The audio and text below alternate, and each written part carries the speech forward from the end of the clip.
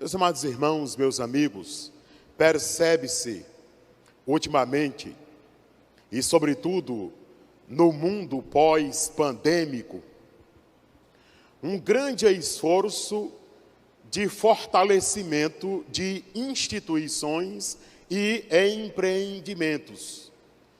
Há empresas que estão lutando para se fortalecerem. Governos estão lutando para se fortalecerem, para se reorganizarem. Repartições públicas que estão lutando para se reorganizarem, para se fortalecerem.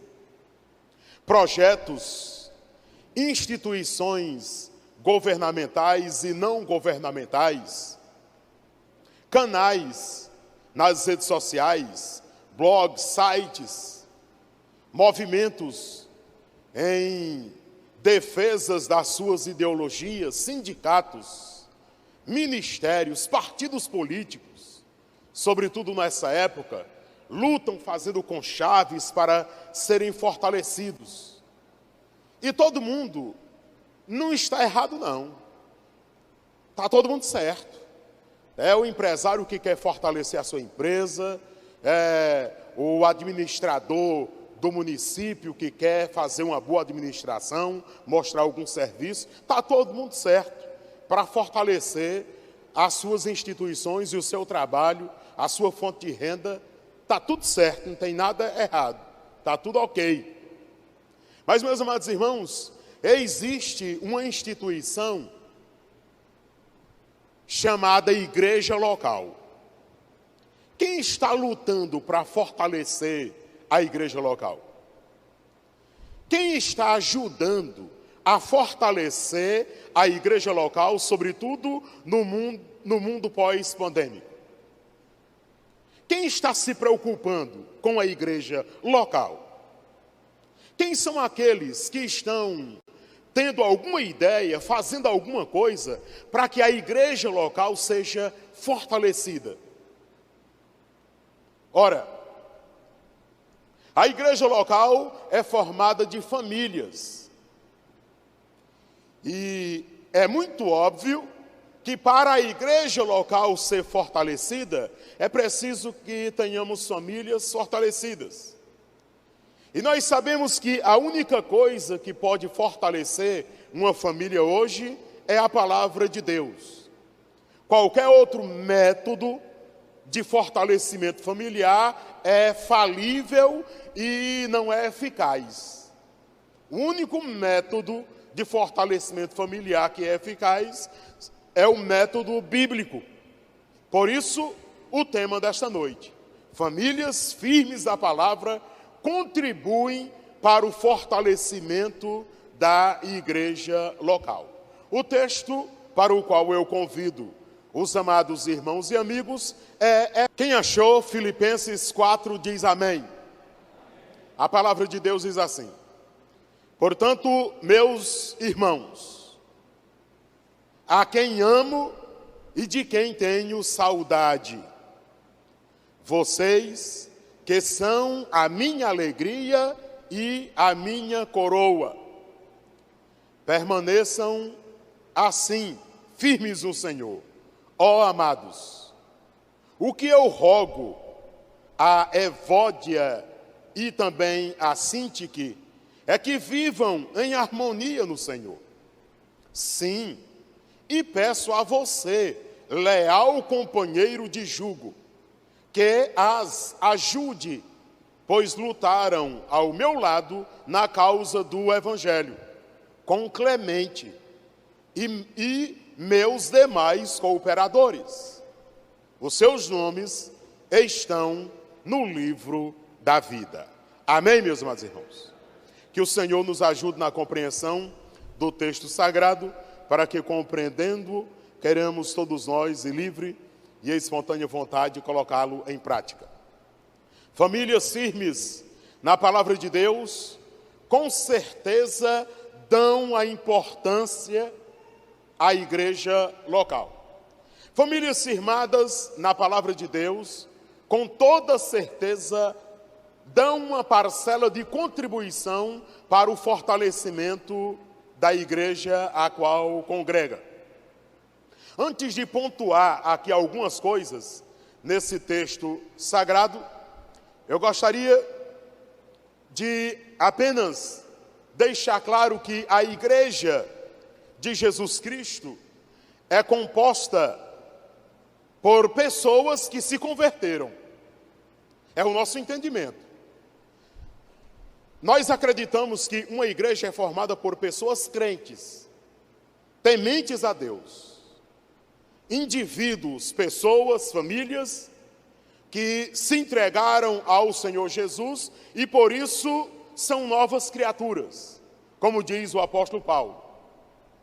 Quando nós pensamos em igreja local, nós não estamos pensando de não decididos, de pessoas que apenas congregam na igreja. Não, nós estamos pensando em crentes. Estamos pensando em pessoas que publicaram a fé em Jesus. Então, nós estamos pensando em pessoas que são convertidas, tiveram uma vida pregressa, uma vida anterior, e agora estão servindo a Cristo Jesus, ou nasceram em um lar cristão e os pais lhe ensinaram a servir a Cristo, e hoje, de livre e espontânea vontade, servem a Cristo. Mas também, meus amados irmãos, é importante afirmar que as pessoas, elas não são perfeitas, mesmo sendo convertidas. Ou algum irmão conhece algum outro irmão que é perfeito, que não tem problema nenhum, não tem dificuldade nenhuma. A sua vida é 100%. Até agora, nós não encontramos, apenas Cristo Jesus foi.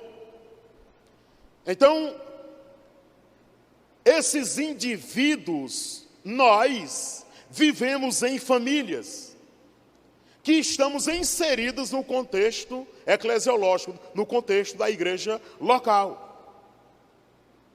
E algumas tipologias de família, ou chamadas tipologias de famílias.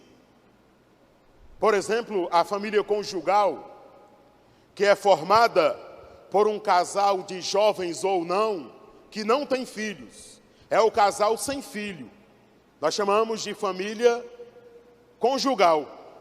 Chamamos de família nuclear aquela família que tem filhos, não importa a idade do casal, mas ela tem filho. Então, um núcleo familiar, é uma família nuclear.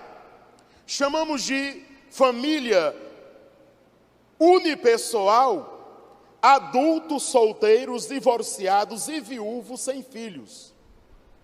Chamamos de família monoparental, adultos divorciados e viúvos com filhos. E chamamos de família mosaico, pessoas num segundo, terceiro ou quarto casamento, com filhos de casamentos anteriores. Esta é a realidade das nossas igrejas. Todas essas pessoas estão nas nossas igrejas, povoando as nossas igrejas. Elas são famílias. Aí alguém diz, não, mas não deveria estar. Eu digo que é o lugar ideal para essas pessoas estarem, é na igreja. Ora, está muito claro que nesse texto sagrado, apóstolo Paulo escrevendo à igreja em Filipos, estava falando para pessoas que conviviam em família e que formavam a igreja em Filipos. Só que nesse texto, apóstolo Paulo, ele menciona 3 nomes de pessoas. E ele usa a expressão, meus irmãos. Nós vamos extrair desse texto sagrado e vamos pontuar algumas coisas aqui, fazendo como aplicações práticas para o nosso viver cotidiano, no contexto de igreja. A primeira aplicação prática: famílias firmes na palavra de Deus contribuem para o fortalecimento da fé pessoal. Portanto, meus irmãos, a quem amo e de quem tenho saudade, vocês que são a minha alegria, e diz o apóstolo, a minha coroa, permaneçam assim, firmes no Senhor, ó amados. Estávamos falando hoje, na escola bíblica dominical, na classe dos homens. Há uma preocupação do fortalecimento da fé individual. O pai não pode converter o coração do filho, a mãe não pode convencer ou converter o coração da filha. Não é o pai e a mãe quem faz a conversão da criança, do filho. Não, isso é o papel do Espírito Santo de Deus. O pai e a mãe instruem, mas a criança ela vai seguir no caminho se ela se converter. Meus amados irmãos, nós temos que ser muito transparentes. Nós podemos criar os nossos filhos na igreja desde quando eles nasceram, e eles podem no futuro não querer saber de Deus. Isso não quer dizer que nós, enquanto pais, erramos na criação dos nossos filhos. Porque nós deveríamos criá-los e tal, e não deu certo, eu tentei, eu fiz de tudo, mas não deu certo. Meu filho, a minha filha, não quer a igreja, não quer congregar, ou céus, e agora? Ora, nós não temos o poder de converter o coração de ninguém. Nós não temos o poder de converter o coração dos nossos filhos. Isso vai acontecer se eles não rejeitarem a graça de Cristo na vida deles. O nosso papel é ensinar que, enquanto pessoas, individualmente, cada um deve procurar fortalecer a sua fé a partir do seu núcleo familiar, a partir de casa. O pai não pode ser crente pela esposa e pelos filhos. Um filho não pode ser crente o suficiente pela mãe, pelo pai e pelos irmãos. Não, isso é um negócio pessoal, individual. Então, a fé deve ser fortalecida em casa pessoalmente. É o pai que primeiro, antes de se preocupar com a fé do filho, da filha, da esposa, ele vai se preocupar primeiro em fortalecer a fé dele. É a esposa que, antes de se preocupar com a fé do marido, com a fé dos filhos, em vez de ela ficar, e agora o meu marido é tão duro, o meu marido está tão frio. Não se preocupe com ele não. Se preocupe em fortalecer primeiro a tua fé.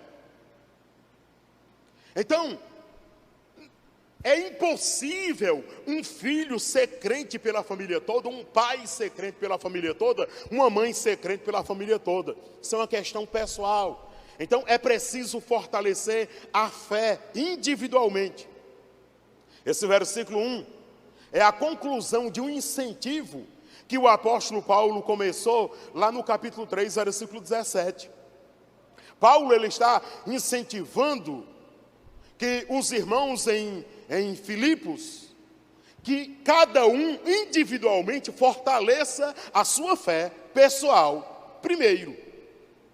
Paulo, ele deixa claro aqui a partir do capítulo 3, versículo 18, e ele diz isso com lágrimas nos olhos, o texto está muito claro. Ele lembra, irmãos, isso aqui é muito bacana, é fortalecedor. Ele lembra que alguns irmãos deixaram a fé. Mas como isso pode ser bacana e fortalecedor? É sim. Ele lembra que alguns, eles esqueceram da fé, eles não foram firmes até o final, eles abandonaram a fé por conta própria. Por que isso é bacana e fortalecedor? Para endosar que o pai não responde pelo filho, o filho não responde pelo pai, e a questão da fé é individual. Ele usa uma palavra aqui, que no original é como se ele estivesse falando para um soldado que está em plena guerra, e ele não desiste da guerra mesmo ferido, quase que mortalmente. Ele está dizendo, olha, é preciso que haja uma firmeza, mesmo nos tempos mais turbulentos. É preciso que vocês não desistam da fé, como fizeram alguns que andaram no nosso meio, diz o apóstolo. Agora escute esse negócio, escute, olha só. Famílias, nós estamos no meio da mais feroz e terrível guerra que nós possamos imaginar. Nós pensamos que está tudo bem, quando na realidade não está tudo bem. Estamos no meio de uma grande turbulência jamais vista no planeta Terra. Nós estamos no meio de uma guerra tão feroz, cujo alvo principal chama-se família.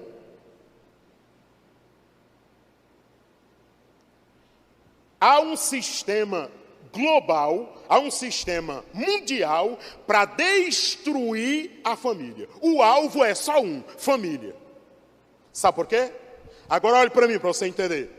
Olhe para mim. Todo mundo olhe para mim, por gentileza, se for possível. Satanás sabe que se destruir o teu casamento, vai estar destruindo a igreja local. Eu não estou falando igreja, instituição, que ela jamais será destruída. Pode vir o Satanás do inferno que for, a igreja de Jesus Cristo vai permanecer. Instituição. Mas eu estou falando de igreja local. Satanás sabe que se ele conseguir destruir a sua família, ele vai estar atingindo a igreja de Jesus. Quem é a igreja de Jesus? A noiva de Jesus. Ele sabe disso. Então, todas as coisas estão convergindo para que a família seja atacada. Para que a família seja destruída. Infelizmente, nós temos visto muitas pessoas desistindo. Com a fé na lona. Totalmente enfraquecidos. Por quê? Porque não estão tendo o cuidado necessário que as Escrituras Sagradas dizem a respeito do fortalecimento da fé. Precisamos, meus amados irmãos, no primeiro sinal de fraqueza, começar a tomar o medicamento correto. E o medicamento correto, meus amados irmãos e amigos, não são aqueles cultos de autoajuda, não são aqueles discursos de autoajuda. O remédio correto não é o divã de um psicólogo, de um psiquiatra. O remédio correto não é a visita no gabinete pastoral. O remédio correto é o desejo ardente pessoal de você fortalecer a sua fé em Cristo Jesus, o Senhor. Você pode vir 1000 vezes no gabinete, você pode ir no melhor psicólogo da região, você pode ir no melhor psiquiatra da região, você pode ir em todo canto que você quiser, você pode ir na igreja de parede preta, de fundo de parede preta, que tenha jogo de luz, você pode fazer a farra que você quiser, se você não alimentar a sua fé no Senhor Jesus, você está fadado ao fracasso. Se você não procurar fortalecer a sua fé na pessoa bendita do Senhor Jesus, não tem programa na igreja que resolva. É uma questão pessoal, é algo entre você e Deus. Eu já estou começando, meus amados irmãos, a olhar para mim, para a minha família, para a igreja. Eu já estou começando a pensar assim. Olha como é que eu já estou começando a pensar. Sabe o que é que eu vou fazer? Eu vou cuidar para que eu não seja o próximo a cair. Eu vou cuidar para que eu não seja o próximo a fracassar. Eu vou cuidar para que eu não seja o próximo da lista a sucumbir, a afundar, declinar da fé. Sabe que eu vou me esforçar agora é para isso? Agora eu vou me esforçar, é para que eu seja crente. E em relação a ser líder, ser pastor, ser pregador, só vou me preocupar em pregar. Quem vai viver, me perdoe a franqueza, não quero nem saber. Só vou pregar a verdade. E vou procurar eu praticar essa verdade. E os outros? Não, me perdoe, eu vou deixar os outros com os outros. O que podemos fazer para fortalecer a nossa fé? Nos alimentar da palavra. Fazer a nossa própria devocional. E eu tenho dito isso quando eu falo assim, algumas pessoas não me entendem. Eu digo que você pegar o pão diário, o manancial, e abrir diariamente e fazer aquela devocional, não tem quem me faça entender o contrário. Aquela devocional não é sua, alguém escreveu para você. Vai facilitar a sua vida? Vai facilitar a sua vida. Mas não quer dizer que ali vai fortalecer, você vai ficar bombadão na fé, não. A devocional é pessoal. O seu fortalecimento espiritual é pessoal. Então é um negócio entre você e Deus. Fortaleça a sua fé. Meus amados irmãos, o que nós não podemos, em hipótese nenhuma, é deixarmos de ter a viva esperança na pessoa bendita do Senhor Jesus. O sistema está tão corrupto e tão corrompido que nos leva dia e noite a entendermos que a vida é isso aqui que nós temos aqui. Aí dizem, viva a sua vida. Vá lá, viva, vá viver. Como se aqui morreu, aqui acabou. Não. A esperança que temos, que um dia estaremos com o Senhor Jesus, isso deve fortalecer a nossa fé. Pastor, pois eu não tenho essa esperança aí, não. A primeira coisa é que eu nem sei para onde é que eu vou depois que eu morrer. Eu nem sei se existe essa tal de vida depois da morte. Você está com o maior problema que o ser humano pode ter nesse mundo. Se você não tem a viva esperança que vai morar no céu com o Senhor Jesus. Talvez seja por isso que a sua vida está como está agora. Você não sabe se é crente, você não sabe se é incrédulo, você não sabe se é batista, você não sabe se é pentecostal, você não sabe se é neopentecostal, você não sabe de nada. Só levado de um canto para outro, sem saber de absolutamente nada. Por quê? Porque não tem a viva esperança na pessoa bendita de Cristo Jesus. Todas as pessoas que convivem conosco, elas devem saber que por mais que tenhamos coisas boas aqui nessa vida, a nossa verdadeira morada não está aqui nesse mundo.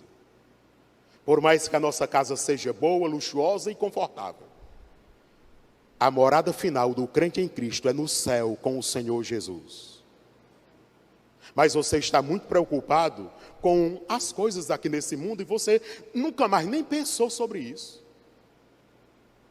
Porque você está preocupado em fortalecer não sei o quê, fortalecer não sei o quê, fortalecer não sei o quê, fortalecer não sei o que mais, fortalecer o casamento, fortalecer a igreja, fortalecer isso. Fortaleça a sua fé, meu filho. Fortaleça a sua fé. Pensa em você como indivíduo perante Cristo Jesus, o Senhor. Em segundo lugar, da aplicação prática, famílias firmes na palavra de Deus contribuem para a harmonia da igreja local. Aqui está muito claro. Apóstolo Paulo encontrou uma situação entre duas irmãs na igreja em Filipos. E ele não só pede, a minha tradução diz rogo, eu rogo. É mais do que uma súplica, é mais do que um pedido. Eu rogo a Evode e a Sintique que entrem em acordo no Senhor, por favor. Então, a família que ela é fortalecida com a palavra de Deus, ela trabalha para que a igreja seja harmoniosa. Quando nós estávamos para construir esse templo, uma das coisas que eu mais falava para essa igreja é: se a igreja quiser, ela pode. É só ter unidade de propósito no meio da diversidade. É só ter unidade de propósito. Eu até dizia muito aqui no início: essa igreja é um gigante adormecido. Ela não sabe o potencial que tem. Se ela se despertar para esse potencial, aqui em Oeiras nós teríamos uma grande igreja batista, para a honra e a glória de Cristo Jesus, o Senhor. Famílias que são firmadas na palavra de Deus, elas trabalham para a harmonia, a coinonia da igreja local. Nós não sabemos muito sobre essas duas irmãs, a Evode e a Sintique. Elas só aparecem na Bíblia aqui nesse texto. Nós não sabemos se elas eram da mesma família, nós não sabemos o problema em si, nós só sabemos que era um problema de relacionamento. Elas não estavam conseguindo se relacionar. Elas tinham um entrave. E o apóstolo Paulo pediu ao seu companheiro de jugo, que o texto também não está claro quem seria esse companheiro. Há quem diga que poderia ser Timóteo, poderia ser Silas, poderia ser uma série, mas isso não importa quem seria esse companheiro. Oh, meu companheiro, ajude essas irmãs aí a entrarem em acordo. Ora, o importante aqui é que essas irmãs pudessem entrar em acordo, para que elas pudessem ser lembradas no futuro como alguém que fez o bem. Mas escute, essas irmãs entraram para a história da igreja como as irmãs da discórdia. Não apareceu em outro canto o nome delas, a não ser que elas entraram em conflito. Abre parêntese. Eu tinha 14 anos de idade. Eu me tornei membro da primeira igreja batista em São Raimundo Nonato. Depois, com 17 anos, fui membro da primeira igreja batista no Conjunto Cruzeiro do Sul, em Aparecida de Goiânia, Goiás. Já estava trabalhando fora. Depois me tornei membro da primeira igreja batista no Jardim Camargo Novo, no Itaim Paulista, São Paulo. Depois, me tornei membro da primeira igreja batista de Picos, missionário em Francisco Santos e Santa Cruz do Piauí por 10 anos. Depois, me tornei membro da primeira igreja batista em Oeiras. Aí eu fico pensando, como é que as pessoas irão lembrar de mim? Como é que as pessoas irão lembrar de mim quando eu aqui não mais estiver? A gente tem uma ideia de como os irmãos lá em São Raimundo Nonato lembram da minha adolescência e início de juventude, lá em São Raimundo Nonato. Mas, como irão lembrar de mim enquanto membro de uma igreja local? Eu estou membro agora da primeira igreja batista em Oeiras por quase 16 anos. E um dia, quando eu for embora daqui, ou o Senhor me levar para a eternidade, um dia, como os irmãos irão se lembrar de mim? Se é que irão lembrar-se. Será positivamente ou negativamente? Fecha parênteses. Essas duas irmãs entraram na história da igreja em Filipos como as irmãs do desacordo, das desavenças. Você que é membro desta igreja, como você será lembrado? Aquele irmão, como diz o adágio, pau para toda obra, aquele irmão que está sempre à disposição a fazer, a se entregar, a contribuir. Ou será aquele irmão que não simplesmente nem cheira e nem fede, não deixou rastro nenhum? Tem um texto na Bíblia que essa semana nós lembramos, quando estávamos ali em Cajazeiras. Surgiu a notícia, alguém morreu. Aí esse irmão disse assim, morreu e não vai deixar saudades. Isso é sério, a Bíblia fala disso. Morreu e não vai deixar saudades. É duro, né? Pois é. Um montão de membros e igrejas não faz a mínima diferença. A mínima diferença. Não estão nem aí. Como a sua história está sendo forjada, está sendo feita nesta igreja que você congrega. Terceira e última aplicação prática do texto sagrado. Famílias firmes na palavra de Deus são agentes de Deus para a união da igreja local. Sim, e peço a você, leal companheiro de julgo, que as ajude, pois lutaram ao meu lado na causa do Evangelho com Clemente e meus demais cooperadores. Os seus nomes estão escritos no livro da vida. Já falamos a importância da unidade da igreja. Paulo, aqui, neste verso, ele apela para que aquelas irmãs pudessem ser ajudadas a restabelecerem o relacionamento, a comunhão, a koinonia, para que aquele quadro fosse mudado. Paulo ressalta ainda a importância destas mulheres nos seus ministérios. Como disse, nós não sabemos quem eram elas, mas provavelmente alguém de influência na igreja, porque senão não seriam sequer lembradas.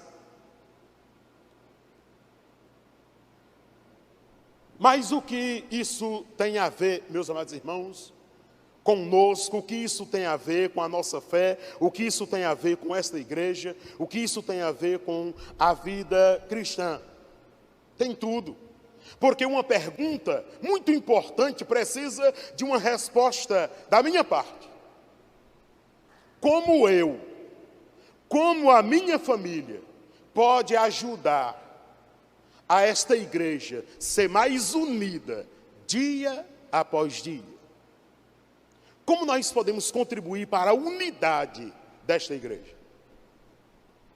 Tem coisas simples que podem ser feitas. Por exemplo, orar pela igreja, pedindo unidade pela igreja. União para a igreja. Mas também, nunca mencionar nada, absolutamente nada de negativo da igreja, ou em relação à igreja, quando você estiver com a sua família lá almoçando na sua casa. Quando estiver andando no seu carro com a sua família. Qualquer comentário negativo de qualquer pessoa da igreja que você comete, qualquer um, pode ser mínimo, desse tantinho assim, vai ser um combustível para a disseminação do conflito na igreja. A última vez que eu falei essas coisas da igreja devem ficar aqui, foi na reunião do conselho administrativo dessa igreja. Tem problemas, tem coisas da igreja que devem ficar na igreja. Isso deve comentar com ninguém, não. Não deve comentar em casa, não deve comentar com ninguém. Coisas da igreja ficam na igreja. Peça a Deus sabedoria, para que você e a sua família sejam agentes de Deus, para criar laços de fraternidade na igreja. Se você cobra amor da igreja, é porque você mesmo não está amando.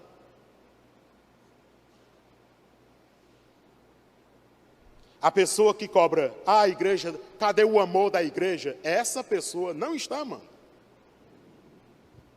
Porque não tem nenhum versículo na Bíblia que diz que a gente deve cobrar amor, mas diz que a gente deve amar. Não tem nenhum versículo na Bíblia que diz que a gente não deve suportar um irmão. Mas tem, suportai-vos uns aos outros em amor. Então, para concluir, às vezes, aquilo que nós cobramos é o que está faltando em nós. Quando alguém diz, eu não vou mais na igreja porque ninguém me visita. Essa pessoa é quem está com dificuldade. É quem está com dificuldade. Às vezes, o que nós cobramos é o que nós estamos devendo. E a lista é grande. A perfeição que você tem cobrado da igreja é a perfeição que está faltando em você. Marido, a perfeição que você cobra da sua esposa é a perfeição que está faltando em você, camarada.